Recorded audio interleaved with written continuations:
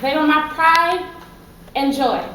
Full and voluptuous, they often drew attention, frequently unwanted. Salutation and stares of appreciation from the male populace was the norm. And I loved them. Loved the specter they caused, the outstretched eyes, the unconscious licking of lips, as if he was plunged back into infancy and he wanted to take a sip. Reduced the hardest brother to blubbering idiot. They acted as a vessel of nourishment for my son.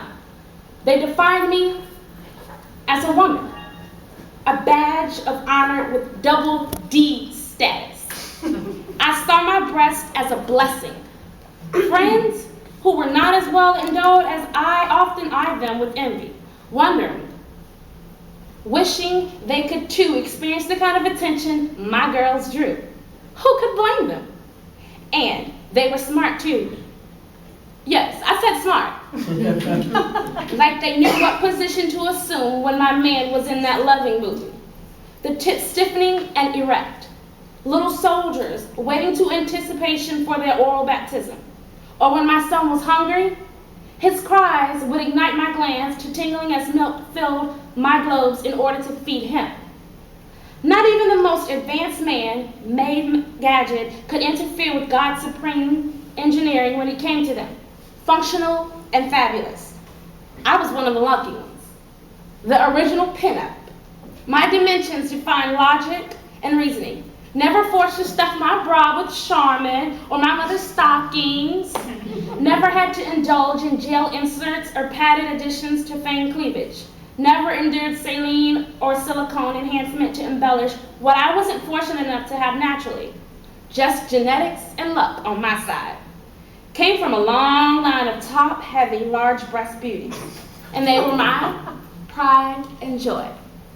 Never experienced the backaches, the shoulder pain other women profess plagued them, and even if I did, I would find a way to deal. Would rather be stacked than flat. Besides, that's why God made Tylenol extra strength and heating pads. They were my pride and joy. Never entertained the thought of something evil was lurking beneath the lusciousness of my bosom. Never took serious the advice of those who promoted mammograms and routine breast checks. Those precautions were specific to those whose bloodlines were predisposed for such preventative measures. Not me. No one in my family ever had been diagnosed or treated for anything more serious than the flu.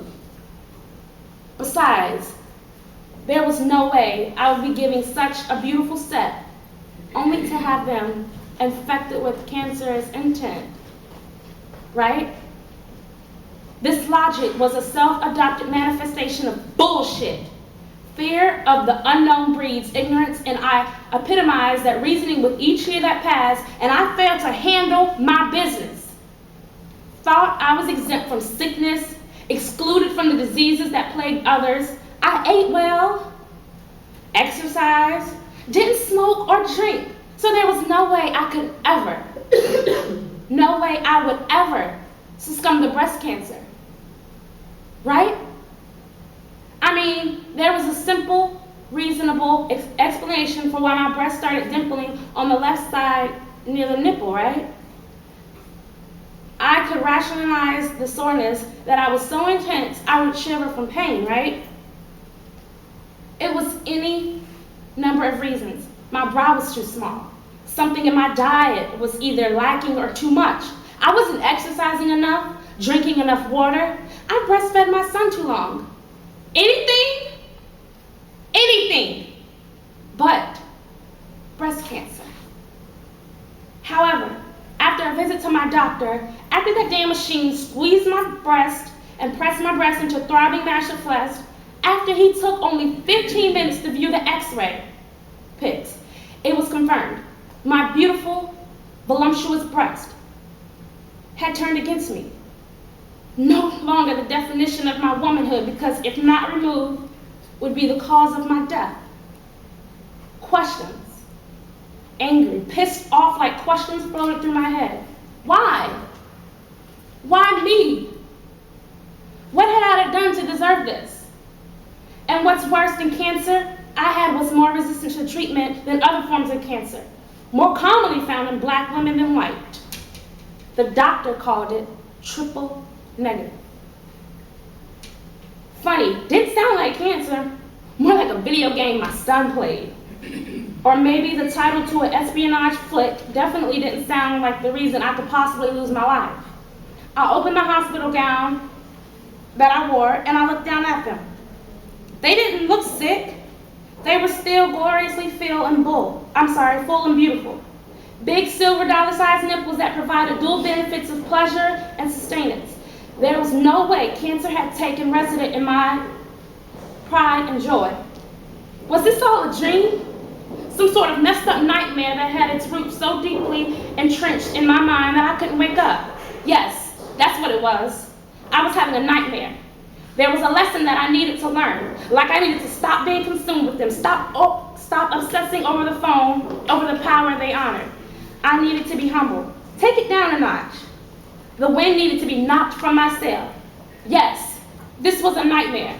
And now I just wanted to wake up, wanted to be released from the shackles of this horrible dream world, wanted to be given the chance to start all over again. A clean state. Breast exams, both self and physician administrative, would be my new course of action. I would no longer depend on genetics, no longer describe to the misconception that this shit can't happen to me, and to do my part and save them. So I squeezed my eyes tight, willed myself from the alternative universe where I was trapped against my will, and wished, and wished, and wished some more. Then I opened my eyes.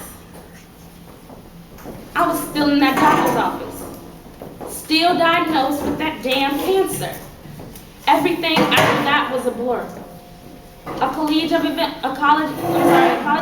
that flashed in my mind like snippets of home video. The surgery, the decision made for me to remove both breasts, just in case the chemo to kill the rest of the cancer had escaped the confines of my bosom and had traveled to my lip nodes. The nausea that prevented me from having a normal existence, the hair loss, and wig shopping, the supportive late night conversations with my cancer buddy, the homemade cards that my son made, the heartbreak of when my man decided it was too much for him to handle. So he left right away and went into remission.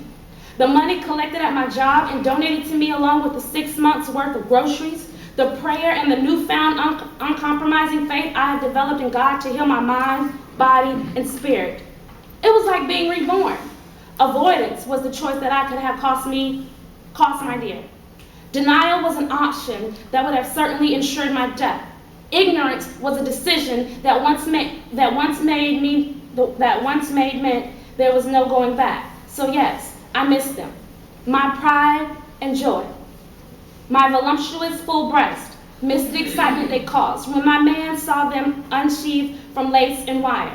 Missed the sucking of my infant son and the glazed look of satisfaction that glowed in his eyes after a good feeding. But through my loss, I gained so much. My ability to tell other women that you have to take care of you before you can take care of anyone else. The realization that it's not the external self that defines you, but what you develop on the inside that always precedence.